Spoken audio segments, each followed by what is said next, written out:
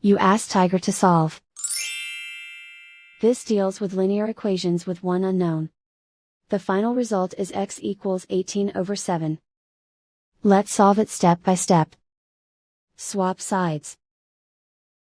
Isolate the x.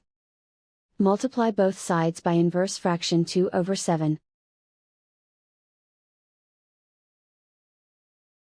Group like terms. Multiply the coefficients. Simplify the fraction. Multiply the fractions. Simplify the arithmetic.